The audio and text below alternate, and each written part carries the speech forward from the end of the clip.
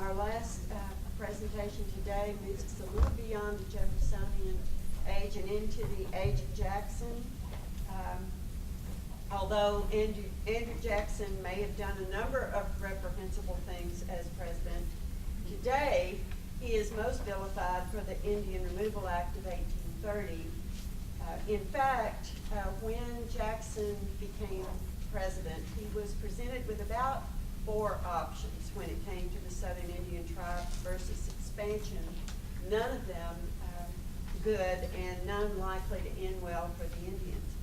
Dr. MacDonald will highlight today the lesser-known story of the fight over the Indian Removal Act in Congress in his paper, The Condition and Ulterior Destiny of the Indian Tribes, the Indian Removal Act of 1830. James MacDonald is professor of history at Northwestern State University in Natchitoches, Louisiana. He teaches classes in Revolutionary America, the Early Republic, and Atlantic Slavery.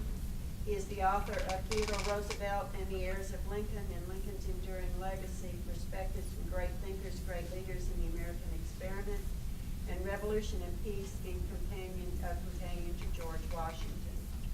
Dr. MacDonald recently presented papers at the International Lincoln Center for American Studies, the Gulf South Historical and Humanities Conference, and the North Carolina Historians Annual Meeting.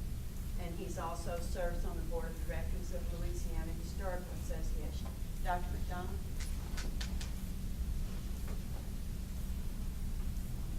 Good afternoon. I'm a repeat offender. And this, I guess, makes me guilty of the 3 strikes and you're out principle. So it's nice to present here again.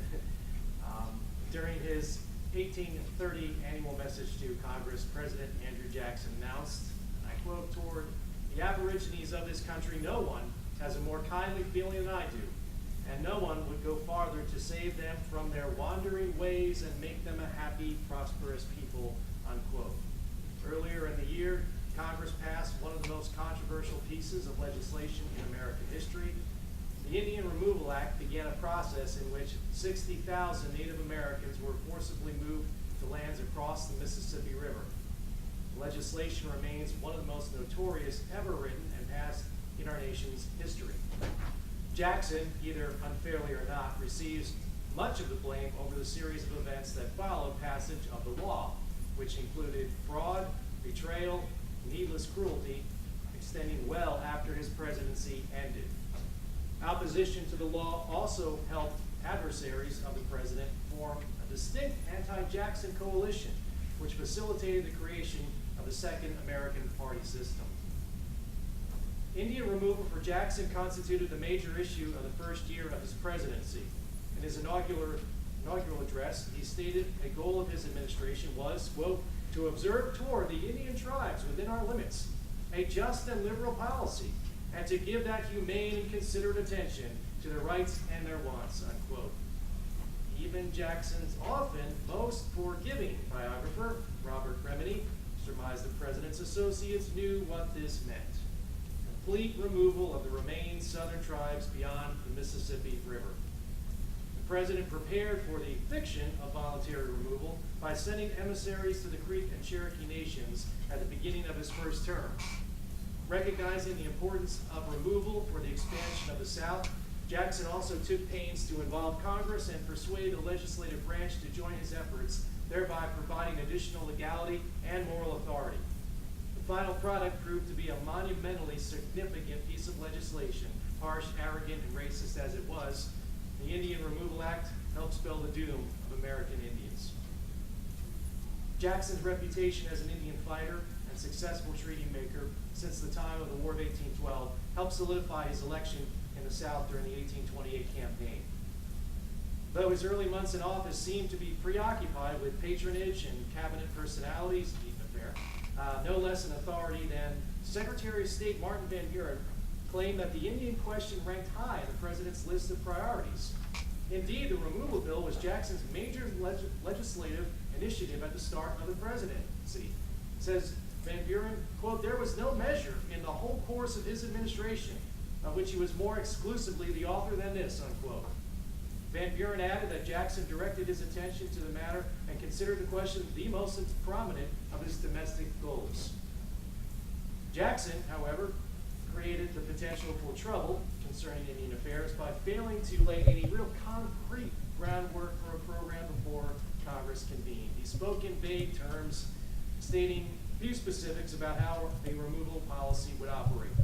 The practice kept consistent Jackson's strategy since his candidacy, saying little to his political allies about his stand on matters as wide-ranging as public lands, tariff, federal internal improvements, and of course, the bank. Though he at first refused particulars on most of the issues of the day, Jackson remained unambiguous about the necessity of removal. He favored movement of the so-called 5 civilized tribes to the lands in the West. In his first annual message of 1829, Jackson asked Congress to consider the possibility of, quote, setting aside an ample district west of the Mississippi and without the limits of any state or territory now formed to be guaranteed to the Indian tribes as long as they shall occupy it, unquote. As president, Andrew Jackson fully intended to implement a policy that his predecessors discussed, sometimes attempted, but could never see to fruition. In his quest to justify by what today's standards is unjustifiable, Jackson makes one striking point in his discussion of removal. Every president from Washington onward struggled with the Indian question, attempting a confusing policy of land cessions, reserved homelands, and sometimes military conquest. Federal policy developed in a hopelessly inconsistent pattern, part invocations to adopt white lifestyles with a promise to keep ancestral land, with the unspoken hope, of course, that Indians would have to negotiate for smaller and smaller areas within the states. For many Native Americans, assimilation to white ways seemed to come with a promise of remaining in their ancestral lands, often among whites in the different states. But after the War of 1812, the settlers and speculators flooded into areas known as Indian country, especially in the Deep South, areas which contained significant Native American populations. Supported by southern states, white settlers desired to end Indian claims to the land as quickly as possible. The last two occupants of the office, James Monroe and John Quincy Adams, were unable to rectify the Indian question either. President Monroe professed an inability of the executive branch from making progress in the expulsion of Indians like the Cherokee without a sanction from Congress. He hoped, however, that removal would promote, quote, their improvement in civilization, their security, and happiness, unquote. In January of 1825, at the end of his term in office, Monroe, in a special message to Congress, recommended the removal of all Indians, conceding, quote, it is impossible to incorporate them in such masses in any form whatever in our system, unquote. Monroe anticipated setting aside land exclusively for Indians west of the Mississippi River, but Congress, after receiving the report, did not bother to take any action on his recommendations. Monroe's successor, John Quincy Adams, along with his Secretary of War, outlined legislation which set aside areas of the West as the exclusive abode for Indians, but the initiative failed to advance farther. It is, of course, and remains one of the great ironies in history of our nation that leaders and the Congress, after 1830, instituted a systematic campaign to remove tens of thousands of so-called wandering savages when the Five Nations were anything but nomadic hunters. Edward Pessin, who wrote one of the most critical assessments of the Jackson presidency, stated it best when he argued that the, quote, obvious proof that the federal government did not take seriously its own justification for removal is the disinterest it displayed in the evidence that Cherokees, Choctaws, and Chickasaws were in fact skilled in the arts of civilization, unquote. In a policy shot through with contradictions, Pessin posits that once the lofty rhetoric is removed from state papers, one can discern a frighteningly consistent policy meant to drive the southern nations out of their land to the far side of the Mississippi. And in Jackson's assessment of the situation, he was doing everyone a favor. Close proximity between whites and natives meant war, and the president put the blame squarely on his fellow citizens, indicting them for past conflicts, saying, quote, every war we had with the Indians was brought on by frontier ruffians who stole their horses, oppressed or defrauded or persecuted the Indians, unquote. For Jackson, the solution was simple. Though Native Americans consistently adapted the ways of whites, he knew people in the states would always covet their land. Furthermore, residents in the South, Georgia especially, resented that Indians remained immune from laws governing the states. In his justification, Jackson combined paternalistic care with the stark realities of his life on the frontier. Southerners, or anyone else, would not leave the Indians alone or allow them to keep areas of land lightly occupied. He might concede that moving the 5 civilized nations across the Mississippi River would only buy a little more time, but the alternative was grim. An urgency to finalize plans to remove Native Americans from the Southeast began in 1829. During the summer, gold was discovered on Cherokee land in Georgia, leading the legislature of Georgia in the winter to declare the Constitution and laws of the Cherokee Nation null and void in the following year. To a Georgia representative in the House, Jackson made clear the Indians could survive as intact tribes only by a move to the west.